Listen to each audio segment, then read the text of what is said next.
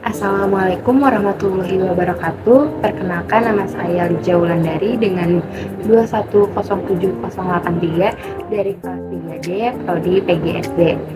Di sini saya ingin menjelaskan mengenai metode pembelajaran di SD.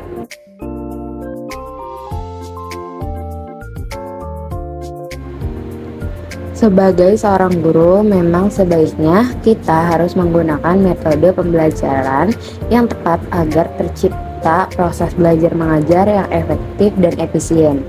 Selain itu, siswa juga bisa belajar dengan baik karena metode pembelajaran yang digunakan oleh guru menjadikan penyampaian materi menjadi lebih menarik dan bagus. Untuk itulah, seorang guru perlu mengenal metode pembelajaran untuk mendukung ketercapaian tujuan belajar mengajar. Secara umum, metode pembelajaran adalah sebuah proses sistematis dan teratur yang dilakukan oleh guru atau pendidik dalam menyampaikan materi kepada siswanya. Menurut Nana Sugana, metode pembelajaran adalah cara yang dipergunakan guru dalam mengadakan hubungan dengan siswa pada saat berlangsungnya pengajaran. Selain itu, pendapat lain juga mengatakan bahwa metode pembelajaran merupakan sebuah strategi atau taktik dalam melaksanakan kegiatan belajar mengajar di dalam kelas yang diaplikasikan tenaga pendidik agar tujuan pembelajaran yang sudah ditetapkan bisa tercapai dengan baik. Dengan demikian, sangat penting bagi seorang pendidik untuk mengenal metode dalam pembelajaran supaya siswa merasa semakin bersemangat saat mengikuti pembelajaran di dalam kelas.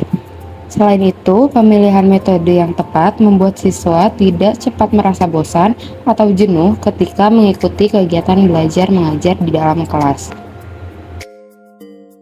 Berdasarkan pendapat Saiful Bahri Jamarah dan Aswan Jain, diketahui beberapa fungsi metode dalam pembelajaran, antara lain: yang pertama, sebagai alat motivasi ekstrinsik. Sebuah metode pembelajaran berperan sebagai alat motivasi ekstrinsik atau motivasi dari luar untuk siswa. Dengan demikian, siswa bisa mengikuti kegiatan belajar mengajar dengan baik, di mana motivasi tersebut akan mendorong siswa agar semakin bersemangat mengikuti kegiatan belajar mengajar. Yang kedua, sebagai strategi pembelajaran. Penerapan metode pembelajaran oleh guru akan menjadikan setiap siswa di dalam kelas bisa menangkap ilmu dengan baik, sehingga setiap guru perlu mengetahui metode dalam pembelajaran yang paling sesuai diterapkan di kelas tersebut berdasarkan karakteristik siswanya. Yang ketiga, sebagai alat pencapai tujuan. Metode pembelajaran merupakan sebuah alat supaya siswa bisa mencapai tujuan belajar. Karena penyampaian materi yang tidak memperhatikan metode dalam pembelajaran, maka dapat merugikan nilai kegiatan belajar mengajar tersebut. Selain itu, guru juga menjadi kesulitan saat menyampaikan materi dan siswa kurang termotivasi saat belajar. Tujuan utama dari metode pembelajaran yaitu membantu mengembangkan kemampuan secara individu para siswa agar mereka mampu menyelesaikan masalahnya. Lebih jelasnya, berikut beberapa tujuan metode dalam pembelajaran. Yang pertama, membantu siswa mengembangkan kemampuan individual para siswa supaya mereka bisa mengatasi permasalahan menggunakan terobosan solusi alternatif. Yang kedua, membantu kegiatan belajar mengajar agar pelaksanaannya bisa dilakukan menggunakan cara terbaik.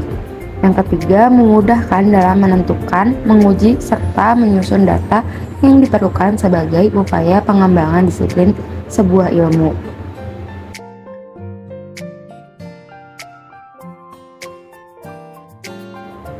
Seorang pendidik perlu mengetahui dan mempelajari metode pengajaran agar dapat menyampaikan materi dan dimengerti dengan baik oleh para peserta didik.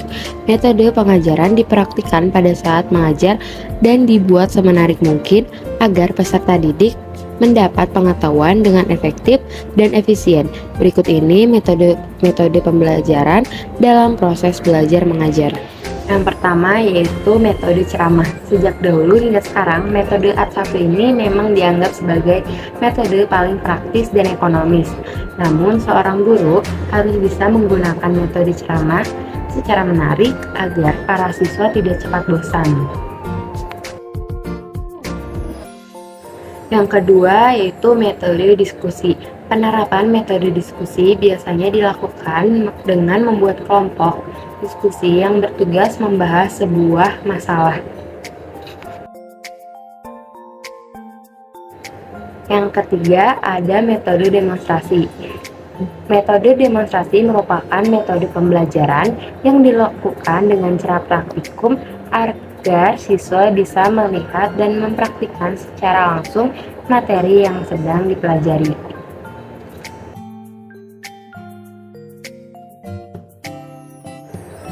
Yang keempat ada metode eksperimen. Metode eksperimen dilakukan melalui kegiatan percobaan atau praktikum di laboratorium agar siswa bisa melihat secara langsung materi pelajaran yang sedang disampaikan. Yang kelima yaitu metode latihan. Metode pembelajaran yang dilakukan dengan melatih keterampilan kepada siswa dengan merangsang, memanfaatkan, atau membuat sesuatu. Yang keenam ada metode debat. Metode ini mengajak siswa untuk saling beradu argumentasi secara perorangan atau kelompok.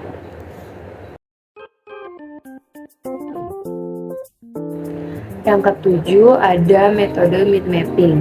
Metode pembelajaran ini menerapkan cara berpikir secara runtun pada sebuah permasalahan, bagaimana terjadinya serta penyelesaiannya.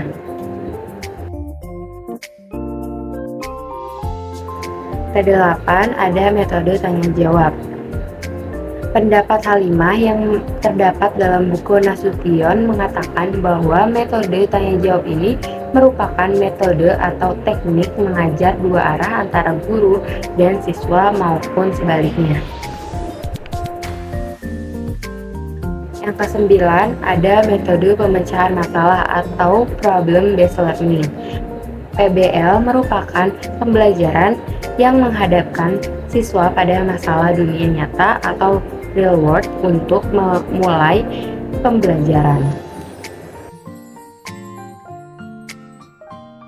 Ke-10 ada metode perancangan. Metode perancangan merupakan metode mengajar dengan merangsang siswa untuk mampu menciptakan atau membuat suatu produk yang akan dipraktikkan atau akan diteliti. Itu juga ada metode-metode lainnya seperti Calama Plus, resitasi, percobaan, karya wisata, inquiry, role playing atau berbagi peran, dan cooperative script.